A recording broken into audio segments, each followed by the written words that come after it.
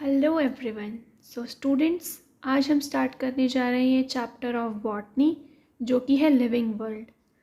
इसके जो नोट्स होंगे वो आपको टेलीग्राम चैनल पे मिलेंगे, जिसका लिंक आपको डिस्क्रिप्शन बॉक्स में मिलेगा। और इससे पहले मैं जूलॉजी का एक चैप्टर करा चुकी हूँ जो कि है स्ट्रक्चरल ऑर्गेनाइजेशन इन एनिमल्स, वो भी आपको चैनल पर मिल जाएगा। तो without wasting time we start with the chapter. Living क्या होता है? What is living? लिविंग जो है, we try to define living, we simply understand that what living is as opposed to the non living. हम living को क्या समझते हैं कि नॉन लिविंग के जस्ट अपोजिट होगा, ठीक है। बट अभी हम आगे पढ़ेंगे कि क्या क्या चीज़ें लिविंग के फीचर्स हैं, यूनिक फीचर्स क्या क्या हैं लिविंग ऑर्गेनिजम्स के, जैसे कि ग्रोथ हो गया, रिप्रोडक्शन हो गया, एबिलिटी टू सेंस इन्वायरमेंट है, मेटाबॉलिज्म है, या फिर self organisation, ability to self replicate and interact. तो स्टार्ट करते हैं विद द फीचर्स। पहला फीचर कौन सा है? Growth. Second feature is reproduction, third feature is metabolism, and fourth feature is consciousness, and fifth feature is cellular organisation. तो पहला feature है ग्रोथ। ग्रोथ क्या होता है? ग्रोथ मास में इंक्रीज होना, ठीक है, इंक्रीज इन मास या फिर इंक्रीज इन नंबर, क्या होता है? ग्रोथ होता है। ग्रोथ जो होता है वो ट्विन कैरेक्टरिस्टिक बोल सकते हैं, क्योंकि इसमें मास में भी इंक्रीज हो रहा है और नंबर में भी इंक्रीज हो रहा है। तो growth can be called as a twin character, okay. तो increase in mass and increase in number. अब किसके अंदर हमें ये दिखता है? लिविंग के अंदर भी दिखता है और नॉन लिविंग के अंदर भी दिखता है। लिविंग जैसे कि इंट्रिंसिक दिखता है, मतलब अंदर की ओर से ग्रोथ हो रही होती है, जैसे कि पहले आप एक छोटे से चाइल्ड थे, ठीक है, उसके बाद से आप टीनेजर में कन्वर्ट हुए, देन आप अडल्ट में कन्वर्ट हुए, तो आपके अंदर ग्रोथ हो रही है, जो कि इंट्रिंसिक फैक्टर है। बट नॉन लिविंग के अंदर भी ग्रोथ होती है। कैसे? सोचो सोचो, नॉन लिविंग के अंदर कैसे ग्रोथ होती है? एग्जाम्पल के लिए बाउल्डर्स, माउंटेन बाउल्डर जो होते हैं, माउंटेन बाउल्डर्स जो होते हैं उसके ऊपर अगर सैंड हो गई, सिल्ट हो गई, ये सब आकर अगर उसके ऊपर स्टिक हो जाएंगे तो क्या होएगा? उससे ग्रोथ होएगी उसकी, ठीक है। ऐसे ही मैंने कोई भी ऑब्जेक्ट ले लिया और उसको काफ़ी सालों बाद जाके मैंने खोला तो देखा उसके ऊपर डस्ट जमा हो जाएगी, तो वो डस्ट क्या कर रही है?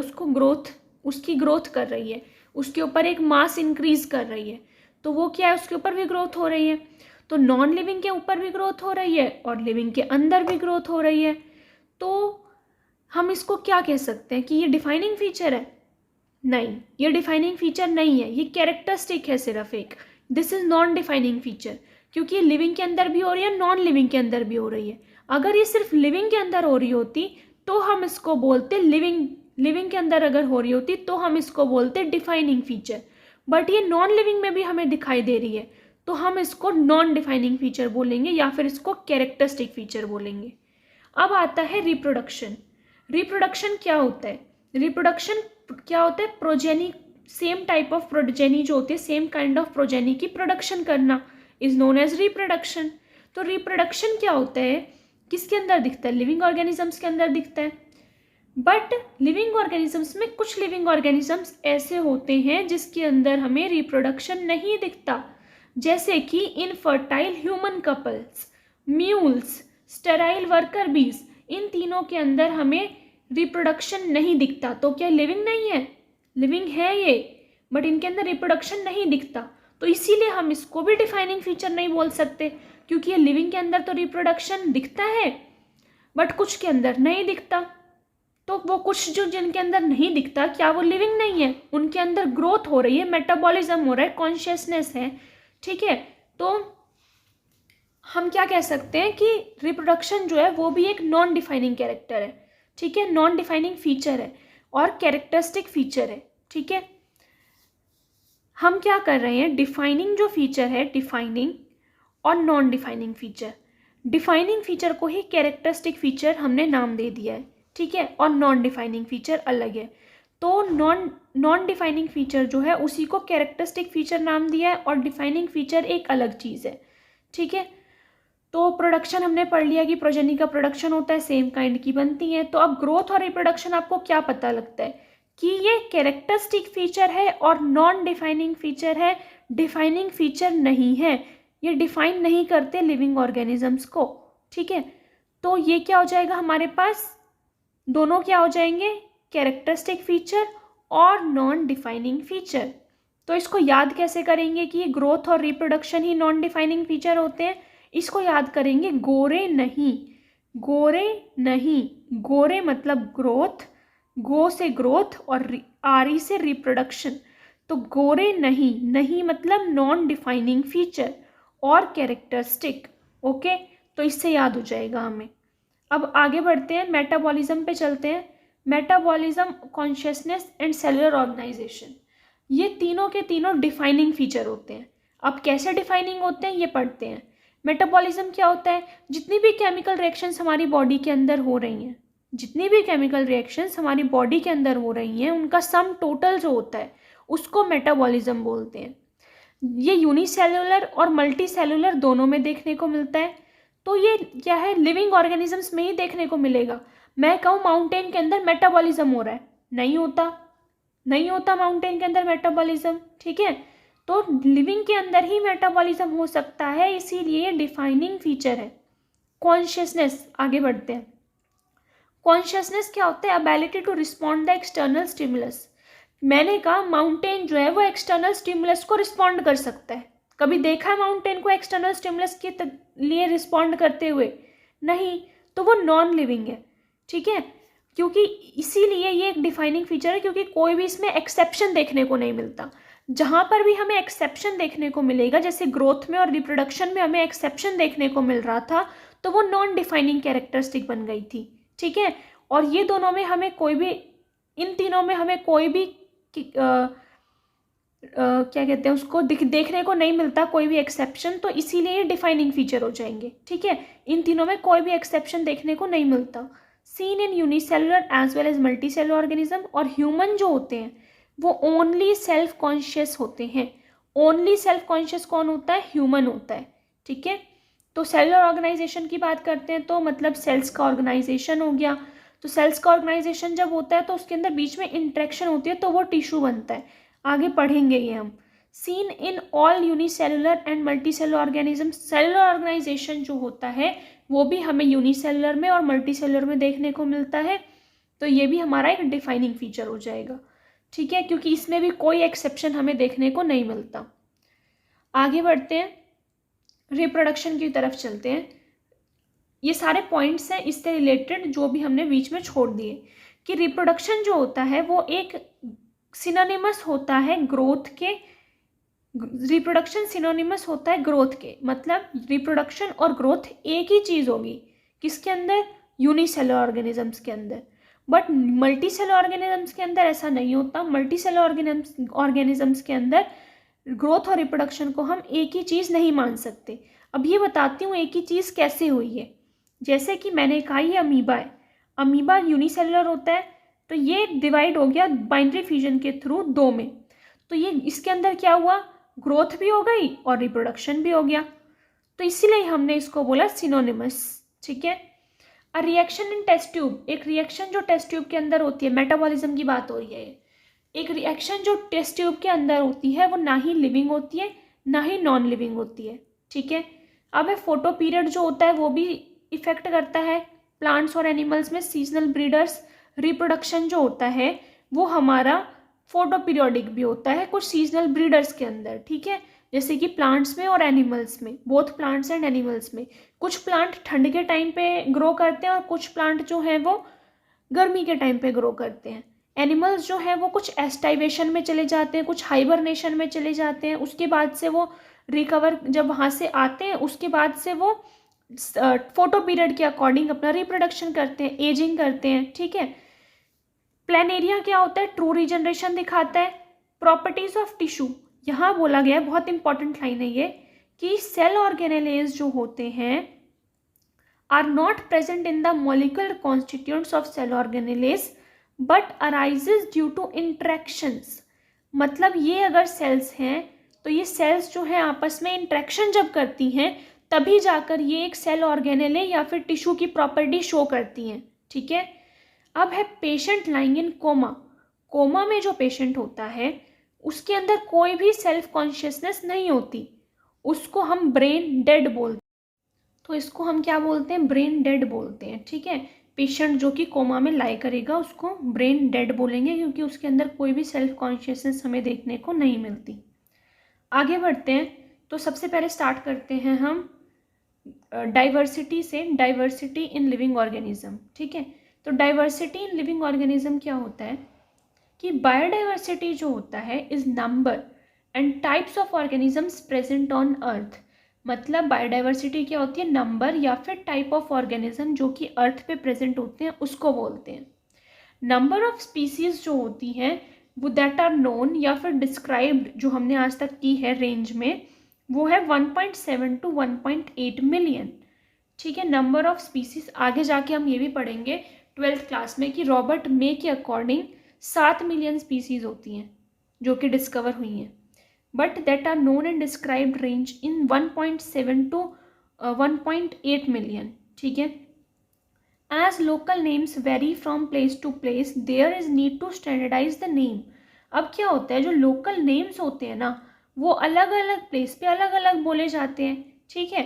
मतलब अगर दिल्ली में कोई चीज़, मैं बोल रही हूँ दिल्ली में, इंडिया में ही देख लो कि दिल्ली में उसका नाम कुछ अलग होगा, यूपी में कुछ अलग होगा, बिहार में कुछ और बोलते होंगे, राजस्थान में कुछ और बोलते होंगे, ठीक है। तो सबका एक अलग अलग नाम होते हैं, प्लेस टू प्लेस वेरी करते हैं। There is need to standardise the name, name को स्टैंडर्ड करने की ज़रूरत है हमें, इसी प्रोसेस को नॉमनक्लेचर बोलते हैं। अब मैंने क्या किया, मैंने एक प्लांट लिया, जिस मैंने कहा उस प्लांट को मैंने अमेरिका भेजा। अब अमेरिका में तो उसको कुछ और बोलते होंगे और इंडिया में कुछ और बोलते हैं, ठीक है। तो उनको समझ में कैसे आएगा, तो इसीलिए एक नॉमनक्लेचर सेट किया गया। नॉमनक्लेचर के अकॉर्डिंग उनको नेम दिए गए जो कि स्टैंडर्ड है हर कंट्री में, ठीक है। Before nomenclature identification should be done. Nomenclature से पहले हमें आइडेंटिफिकेशन करनी होगी। भाई इसमें बताने की क्या बात है, पहले हम आइडेंटिफाई करेंगे तभी तो उसको नाम देंगे, ठीक है। साइंटिफिक नेम्स जो होते हैं are based on agreed principles and criteria which are provided in ICBN for plants और ICZN फॉर एनिमल्स। एनिमल्स के लिए हमारे पास ICZN है डिपार्टमेंट, और बोटेनिकल नॉमनक्लेचर के लिए मतलब प्लांट्स के नॉमनक्लेचर के लिए हमारे पास ICBN है। ICBN है प्लांट्स की नॉमनक्लेचर के लिए और ICZN है एनिमल्स की नॉमनक्लेचर के लिए। The most accepted system for naming of organism जो है वो है बाइनोमियल नॉमनक्लेचर। सबसे ज़्यादा एक्सेप्टेड जो सिस्टम है वो है बाइनोमियल नॉमनक्लेचर, जो कि किसने दिया था, कैरोलस लीनियस ने। According to this each scientific name has 2 names. मतलब एक साइंटिफिक नेम का 2 नेम्स होते हैं, एक होता है जीनस और एक होता है स्पेसिफिक एपिथेट।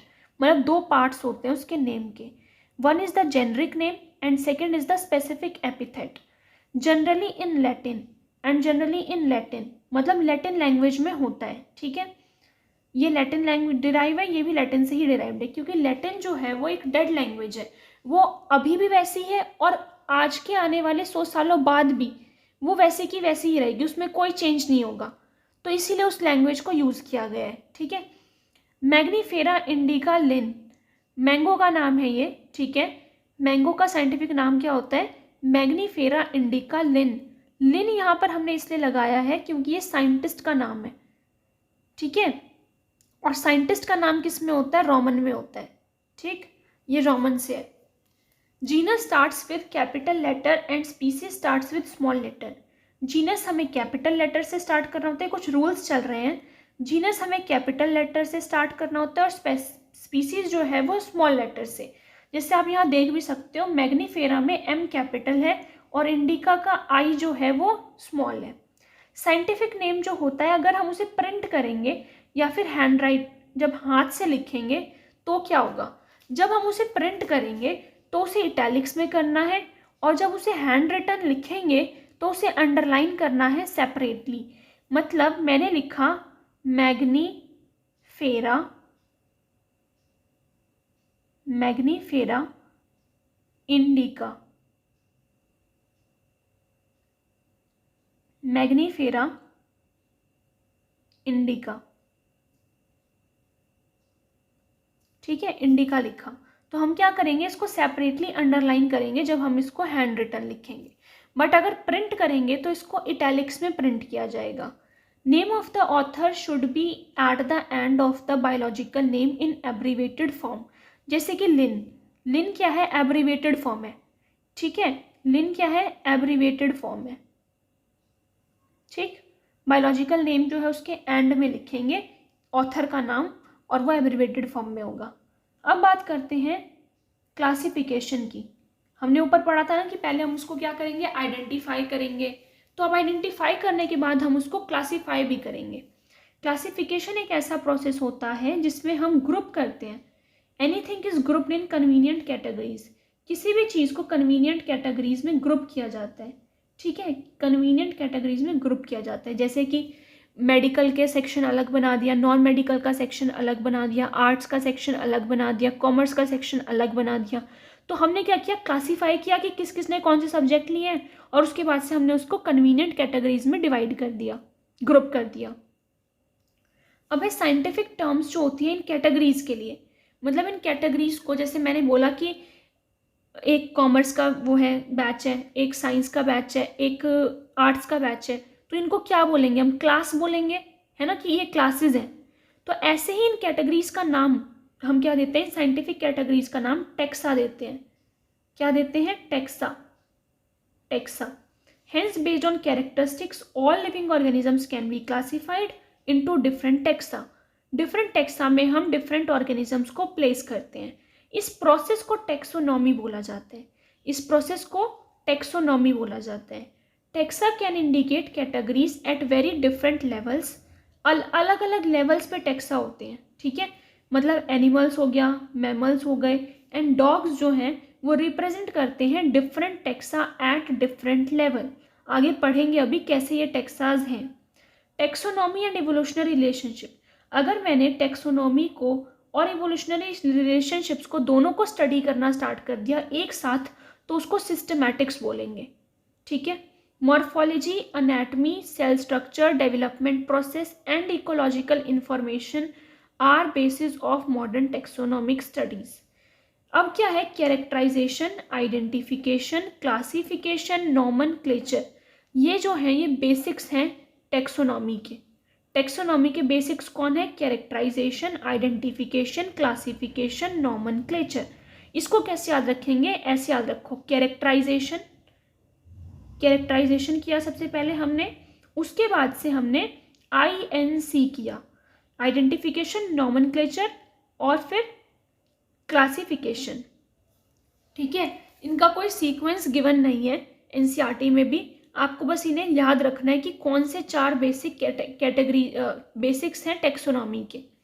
INC से ऐसे याद रखना कि इंडियन नेशनल कांग्रेस होती है, तो INC से याद हो जाएगा कि आइडेंटिफिकेशन, नॉमेनक्लेचर एंड क्लासिफिकेशन, और कैरेक्टराइजेशन आपको याद करना होगा। तो जल्दी से रिवाइज करते हैं क्या क्या बताया मैंने। टेक्सा के बारे में बताया, टेक्सोनॉमी उसकी प्रोसेस होती है। सिस्टमैटिक्स क्या होता है, जब टेक्सोनॉमी को इवोल्यूशनरी रिलेशनशिप के साथ स्टडी किया जाता है, और ये 4 बेसिक्स होते हैं टेक्सोनॉमी के। अब है taxonomic categories. Taxonomic categories, each step जो होता है क्लासिफिकेशन का, उसको हम कैटेगरी या फिर रैंक बोलते हैं। As it is a part of taxonomy, hence called taxonomic category, and all categories constitute taxonomic hierarchy. Taxonomic hierarchy होती है, 7 ऑब्लिगेट कैटेगरीज होती हैं हमारे पास। सब कैटेगरीज भी डेवलप की गई है साइंटिस्ट के through. Number of common characteristic goes on decreasing from species to kingdom. अब आपको याद रखना है कि जो स्पीसीज से अगर किंगडम की तरफ जाएंगे, ये रहा, स्पीसीज से अगर किंगडम की तरफ जाएंगे हम, असेंडिंग ऑर्डर, स्पीसीज से किंगडम की तरफ जाएंगे तो डिक्रीज होने लगेंगे कैरेक्टरिस्टिक। मतलब मैंने कहा कि एक यहाँ किंगडम कौन कौन सा हो सकता है, प्लांट किंगडम और animal kingdom. Example, for example plant kingdom, animal kingdom. तो मैंने कहा कि प्लांट किंगडम और एनिमल किंगडम में कोई सिमिलैरिटी दिख रही है आपको, बिल्कुल भी कोई सिमिलैरिटी नहीं है। तो हम क्या कह सकते हैं कि स्पीसीज से किंगडम की तरफ जाते हुए जो सिमिलैरिटीज़ होती हैं वो कम होने लग जाती हैं, ठीक है, सिमिलैरिटीज़ डिक्रीज करने लग जाती हैं। तो इसको याद रखना प्लांट किंगडम और एनिमल किंगडम के एग्जाम्पल से। अब क्या होता है अब सबसे पहले क्या होती है, स्पीसीज होती है, बेसिक और लोएस्ट कैटेगरी होती है, जीनस होता है। जीनस क्या होता है, comprises a group of related species. Related species के ग्रुप को जीनस बोलेंगे। मतलब आपको क्या करना है, इसके ऊपर रिलेटेड लगा देना है। रिलेटेड स्पीसीज के जीनस, रिलेटेड जीनस के फैमिली, रिलेटेड फैमिलीज के ऑर्डर, रिलेटेड ऑर्डर के, ये देखो लिखा भी है, रिलेटेड ऑर्डर के क्लास, रिलेटेड क्लास के फाइलम या डिवीजन, और उसके बाद से किंगडम आ जाएगा। ठीक है, तो इसको कैसे याद रखेंगे, Kohli place cricket on field GS. Kohli place cricket on field GS. Kohli, Virat Kohli place cricket on field GS. GS आपको याद करना पड़ेगा, मैंने ऊपर भी आपको बताया था, जीएस जनरल स्टडीज या जनरल साइंस। ठीक है, बेसिक एंड लोएस्ट कैटेगरी होती है, उसके बाद से रिलेटेड स्पीसीज हो जाएंगे, फिर family, order, class, phylum, kingdom. ठीक है, आगे चलते हैं। तो कैटेगरीज हमें दे रखी है, ये देखो हमें क्या कर रखा है, स्पीसीज दे रखी है, पहले एनिमल्स की और फिर प्लांट्स की। ये एग्जाम्पल हमें एनसीईआरटी में गिवन है, इसीलिए मैंने ये दिखाया है। तो स्पीसीज क्या हो जाएंगी हमारे पास, लायन, टाइगर और लेपर्ड, लियो, टिग्रिस, पार्डस। जीनस क्या हो जाएगा, पैंथेरा। फैमिली हो जाएगी फेलिडिए। ऑर्डर हो जाएगा कार्निवोरा। क्लास हो जाएगी मैमीलिया। फाइलम हो जाएगा कॉर्डेटा। और एक और चीज, फाइलम एनिमल्स के लिए यूज होता है और डिवीजन प्लांट्स के लिए यूज होता है। ठीक है, फाइलम एनिमल्स के लिए और डिवीजन प्लांट्स के लिए। Animalia, Chordata, Mammalia, Carnivora, Felidae, Panthera, और उसके बाद से हमारे पास है, पैंथेरा के बाद लियो, टिग्रिस और पार्डस, ये स्पीसीज हो जाएंगी। अब इसमें देखते हैं स्पीसीज प्लांट्स की, ट्यूबरोसम, निग्रम और मेलोजिना। मेलोंजिना जो होता है वो क्या होता है, ब्रिंजल होता है, और ट्यूबरोसम पोटैटो होता है, सोलिनम ट्यूबरोसम बोलते हैं, और निग्रम क्या होता है, मकोए। ठीक है, तो इसको आपको ऐसे याद रखना है, Panthera leo, Panthera tigris, Panthera pardus, GS, Panthera leo. ठीक है, सोलेनम ट्यूबरोसम, सोलेनम हो गया, सोलेनेसी फैमिली हो गया, पॉलीमोनियल्स हो गया, डाइकोटिलिडोनी हो गया, एंजियोस्पर्मी फाइलम डिवीजन है। एंजियोस्पर्मी क्या है, डिवीजन है। ठीक है, और फाइलम क्या है, कॉर्डेटा। डिवीजन क्या है, एंजियोस्पर्मी। मतलब इन दोनों को, डिवीजन को प्लांट्स के लिए यूज करेंगे और फाइलम को एनिमल्स के लिए यूज करेंगे। प्लांटे क्या है, किंगडम। ठीक है, आगे बढ़ते हैं। वर्ड जो सिस्टमैटिक्स है वो डिराइव्ड किससे किया गया है, लैटिन वर्ड सिस्टेमा से डिराइव किया गया है, which means systematic arrangement of organisms.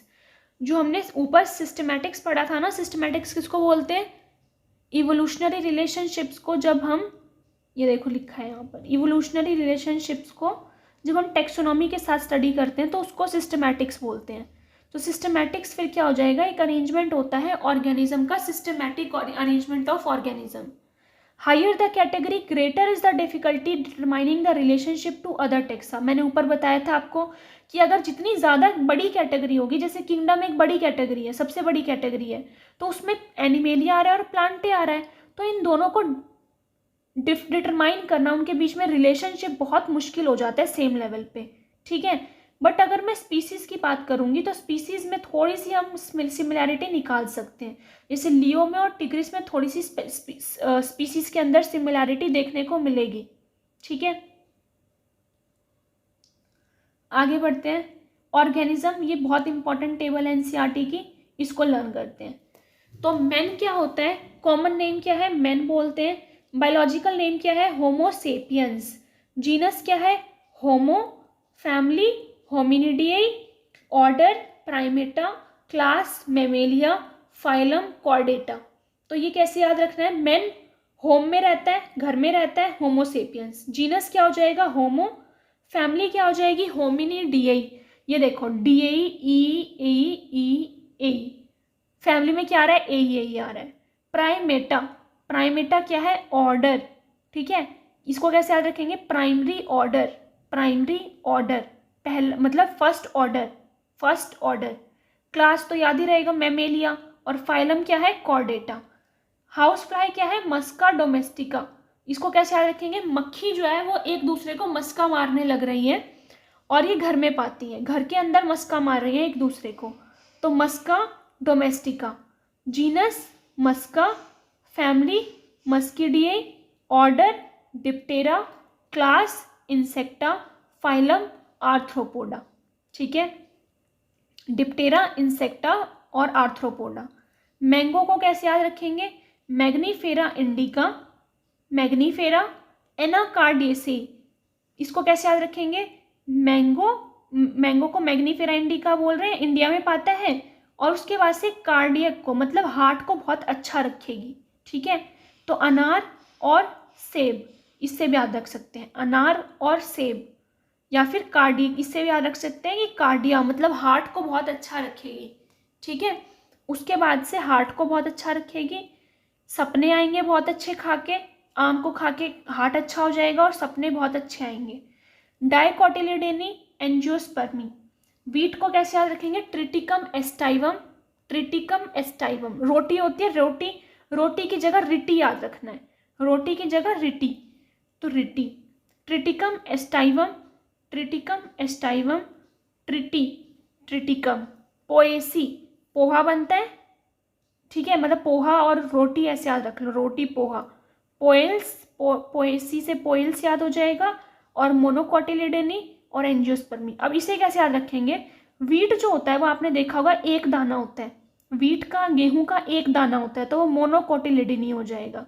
और जो आम होता है, मैंगो होता है, उसकी गुठली के अंदर भी आप बजा के देखना, कभी उसके अंदर भी बजता है, तो उस गुठली के अंदर भी सीड होता है, तो डाइकोटिलिडोनी हो जाएगा वो। और दोनों एंजियोस्पर्मी तो है ही, फ्रूट बियरिंग, फ्लावर बियरिंग। अब है टेक्सोनॉमिकल एड्स। टेक्सोनॉमिकल एड्स जो होते हैं वो क्या होते हैं, टेक्सोनॉमिकल एड्स, हमारा 2 टेक्सोनॉमिकल एड्स बचे हैं बस, उसके बाद से चैप्टर खत्म हो जाएगा। ठीक है, तो ये स्टार्ट करते हैं टेक्सोनॉमिकल एड्स से।